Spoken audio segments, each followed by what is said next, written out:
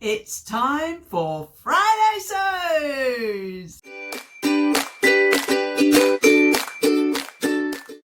Hello, it's Friday Sews at Sewing Seams with Deb. A very warm welcome to you and welcome to those new subscribers. And I'm very pleased that you're here joining me, having a chat and just finding a bit about what's been happening in my little part of the world. So today I'm going to talk about the finished product, the finished object of the pinafore, the Olive Pinafore.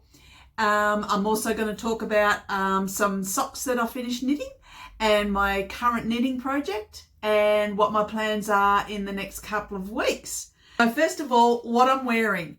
Well, finally I've finished it. I mean, it's not finally, it hasn't been hanging around that long, but I was undecided of what to do with it. And thank you very much to those people that made comments around or suggestions when I did that shorts episode, asking you pockets or no pockets, buttons or zip. Anyway, so I'll put some footage up here to show you the finished article and how I've put buttons on it. And I wanted to talk to you about how I decided to do hand sewing buttonholes. So this is the book that I had at school. I've talked about this book before, and in this book I found an article about buttonholes, what it is, how much extra length to make either end of the button, some very basic information, which was fabulous. But I was particularly looking for how to do a hand sewing buttonhole, and it really was perfect in explaining what to do with little diagrams. So how good is that? Now, I've also got some footage here of me doing some of the actual buttonholes, and so you'll be able to see that I've hand sewn these. I've used some floss, they call it, which is some embroidery thread, and I've made sure that I've put some beeswax on it, on the thread, so that it goes through easily and the stitching holds fast. And I've also put beeswax on the end of the finished product, which I'll show you as well. And you can see that the buttonhole itself is secured and the threads aren't going to go astray because the beeswax has secured it. So I'm very happy with the end product. It fits really well. I made a size 4, and this is the Olive Pinafore, as I mentioned, and it's from the Make It Simple book. And that's written by Tilly Walnes. Sorry, Tilly, I'm not sure how to say your name. She's from Tilly and the Buttons. So great book. It's got some woven patterns as well as stretch. And so this one is the first time I've made this particular pattern, and I made it out of an old woolen blanket. So it's for this inter-seasonal, this changing season, going into spring, coming out of winter, maybe next winter with a woolly jumper under it. So it's going to be really versatile. Plus, now that I've got the pattern put together in how it fits, I'll be able to put some more out. And I think it would make a nice summer garment as well, just without anything underneath it, just as a sundress. So I will maybe make some more of these down the track. So I'm very pleased with it, although I am still bonding with it. Now, what else have I been doing? Well, I mentioned in another video that I've been to Melbourne, and so I needed to take something quite portable to do. I didn't take I wasn't up to this hand stitching stage. I didn't really want to take the big garment anyway. So I took some knitting, as I usually do, and I usually knit on the plane as well. Domestic flights don't have a problem with knitting needles, and I have those interchangeable needles anyway. So I'm looking down because I have the finished product of yet another pair of socks in my hands. So these turned out very nicely. They've been blocked.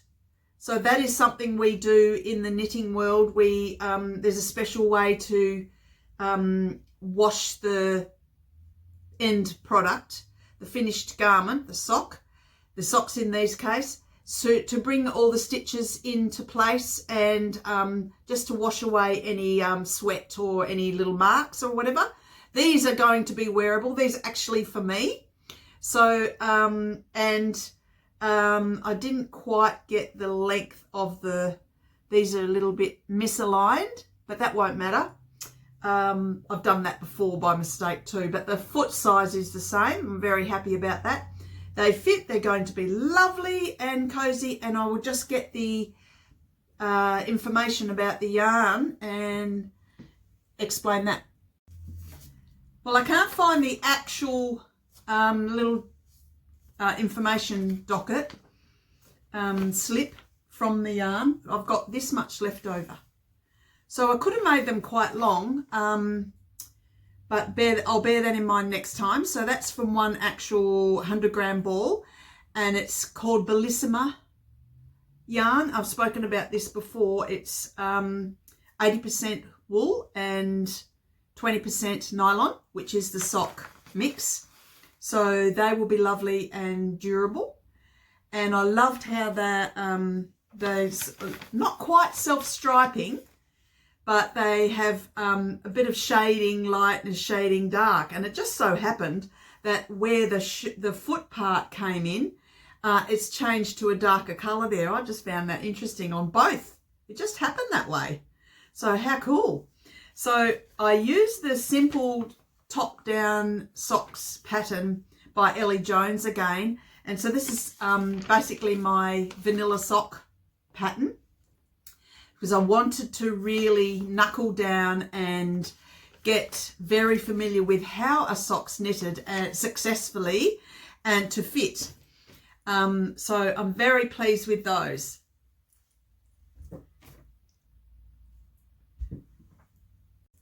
While we're talking about socks, the socks I showed you not that long ago that I said were for my daughter in Melbourne, I gave them to her and they fit her. So I'm very pleased about that. So I've made notes about what size they were for her and which yarn I used. And so I will transfer that into my knitting notebook so that I know that what size and what length and all that jazz. So I'm very happy about that too. So that's so good when something is knitted and that actually fits. It's always such a big project.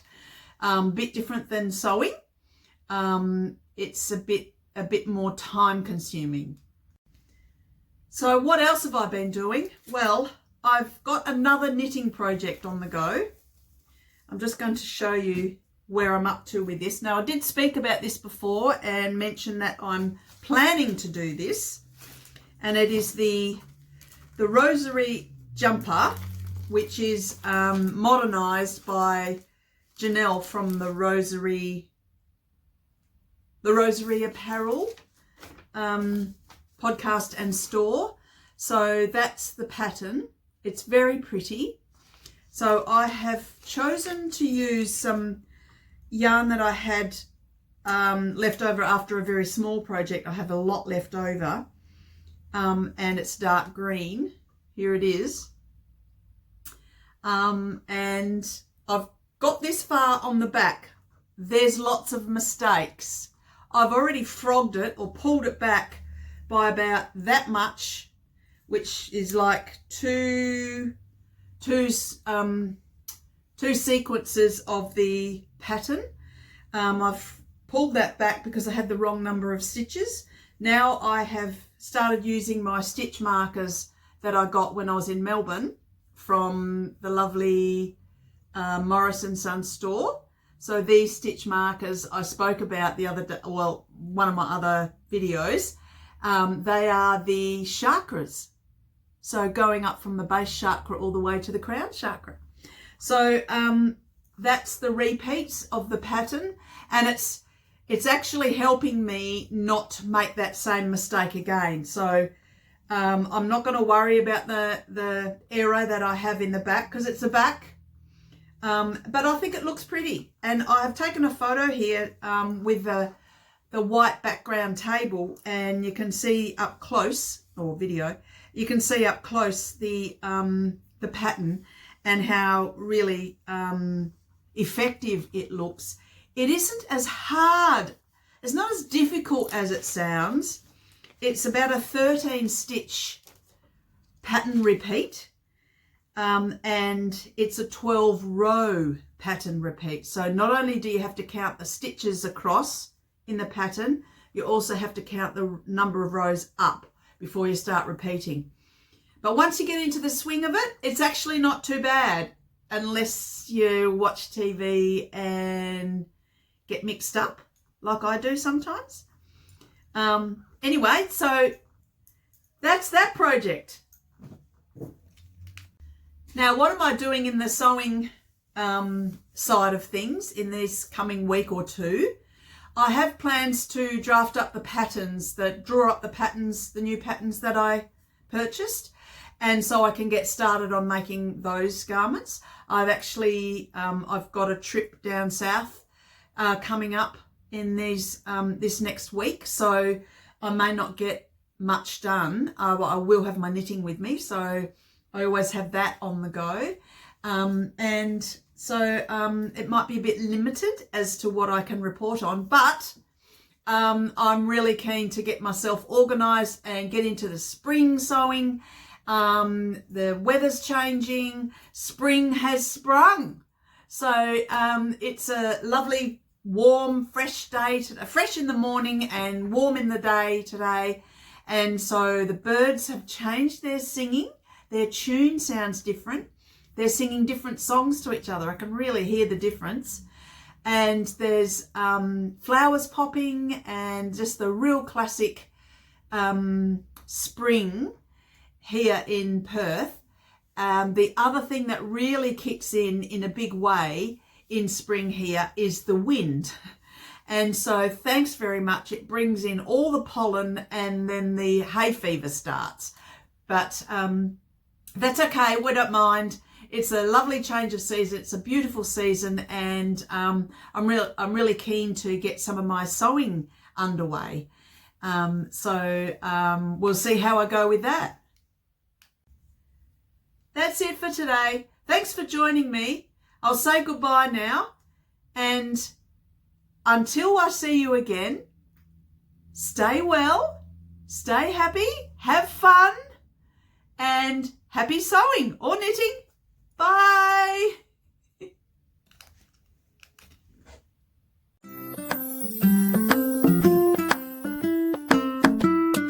And thanks for watching, and thanks for staying to the end.